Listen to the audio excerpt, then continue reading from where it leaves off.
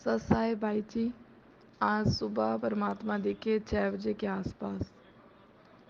तो परमात्मा यहाँ पे घर पे दिखे, जैसे जहाँ पे हम सोते हैं वहाँ पे, जैसे उधर दीवान पे बैठ गए परमात्मा। फिर मैं जैसे दवाई ले रही थी खांसी की, तो परमात्मा कहते ये दवाई किस लिए ले रही है? मैं क्या, खांसी हो रही है। कहीं इधर दिखा, कहीं ये दवाई नहीं लेनी। फिर मैंने कुछ बोला नहीं। फिर क्या, परमात्मा जाके ना अपने आप लॉबी के अंदर जाके उसमें डस्टबिन में डाले वो दवाई। आइंदा के बाद नहीं लेनी दवाई, या मेरे पे विश्वास नहीं है कि तुम्हें? मैंने कहा है परमात्मा। फिर परमात्मा कहते इसमें अल्कोहल वगैरह मिला होता है, ये तुम्हें नहीं लेनी। ठीक है। फिर इतने ऐसे खुश हो रखे थे पूरे परमात्मा यूं। मैं क्या कहते तो आरती तो अब करने लगी, पहले नहीं करती थी ढंग से। मैं क्या, हाँ। कह कि ना खड़े होके किया कर, बैठ के क्यों करती है? मैं कि मेरी ना कमर में दर्द होता है। तो परमात्मा कहते दिखा कहाँ पे दर्द होता है? फिर मैंने दिखाया तो ऐसे हाथ फेरा। कह कि ये ना स्टार्टिंग होती है ना जब भक्ति की, धीरे धीरे तब ये पेन थोड़ा होता है। फिर ऐसे हाथ फेरा और कहते कुछ नहीं, अब तू खड़े होके किया कर, ये अपने आप सही हो जाएगा अब धीरे धीरे। क्या, ठीक है। फिर कहते कि चलो पानी कर दो, मैं नहा लूँ, फिर आरती करते अपने। मैं क्या, ठीक है परमात्मा। मम्मी भी इधर आ गए, सुलेखा बहन भी दिखी, आप भी दिखे थे, जैसे सारे लॉबी के अंदर दरबार था परमात्मा का। फिर परमात्मा नहा के आए। फिर परमात्मा यूँ कहते कि देखना मेरे खारिश हो रही है पीठ पे, देखना। तो ऐसे ना परमात्मा ऐसे कमीज उठाया ना, तो ऐसे लाइनें से ऐसे दिखी, रेड रेड, जैसे ऐसे मारा होता है जैसे परमात्मा को किसी ने। मैंने कहा परमात्मा आप कैसे, जैसे रोए साथ में और ऐसे हाथ फेरूं ऐसे कमर पे, कि ये क्या हो गया? क्या, कुछ नहीं है। ये ऐसे ही है, क्या तुम थोड़ी सी के लिए रो देते हो कि परमात्मा ये हो गया, हम सही नहीं हो रहे, ये नहीं हो रहे, क्या इधर देख लो। फिर मैंने ऐसे गले लगा लिया परमात्मा को, यूं कहा परमात्मा आप तो शब्द रूप में हो, आपको कौन मार सकता है? परमात्मा कहते तुम दुखी होते हो ना तो मैं दुखी होता हूँ बच्चों। फिर क्या, रोना नहीं है, अरे यूं है कि भक्ति में लगे रहो, सही है रास्ता, मोक्ष मिल जाएगा अगर आप डट डट के ना रहोगे इस भक्ति में, तो मर्यादा में रह के।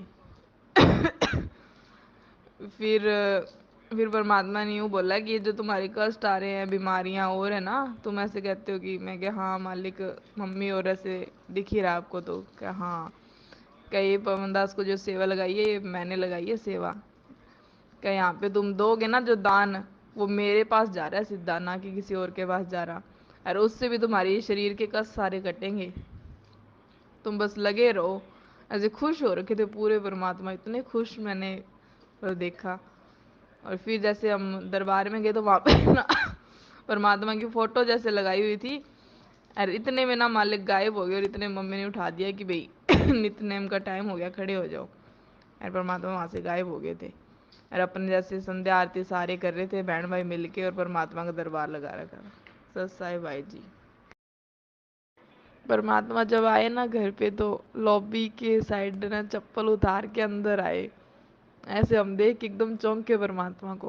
और मम्मी को अंदर ऐसे मन में ऐसे घूमे कि मम्मी अपना तो कबाड़ सा घर है, यहाँ पे परमात्मा कैसे ऐसे? और परमात्मा ऐसे खुश होते आए, मैं कहा, चप्पल भी खोल के आए परमात्मा। तो परमात्मा का हमने, आप इधर बैठो। और फिर चरण सेवा की हमने। कंधे भी ऐसे, मैंने कंधे दिवाए, मम्मी और ऐसे चरण की सेवा कर रहे थे। सुलेखा बहन देखी, सुलेखा बहन भी रोए कि मुझे भी सेवा दे दो परमात्मा की कुछ। तो मम्मी कहते आ जाओ बहन, आप भी आ जाओ।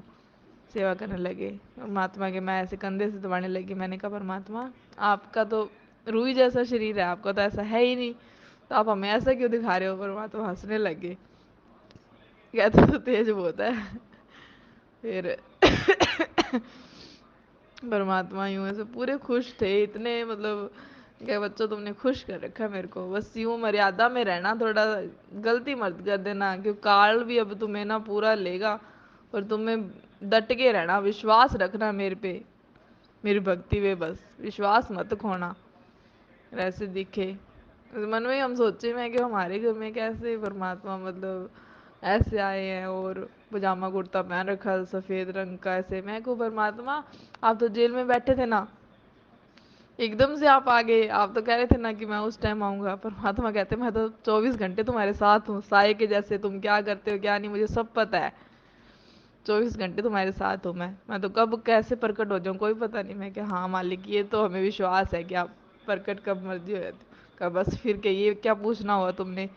मैं हाँ मालिक माफ करो। और फिर परमात्मा कहते सारे बहन भाइयों को इकट्ठे कर ले और पानी लगा दे मेरे वहाँ पे, मैं नहा लूँ और फिर चलो आरती करते हैं, वहाँ पे भोग लगाते हैं। और फिर उधर हम सारे जचाई रखा सुलेखा बहन, आप भी दिखे, मम्मी और सारे और बहन भाई साथ संगति वाले।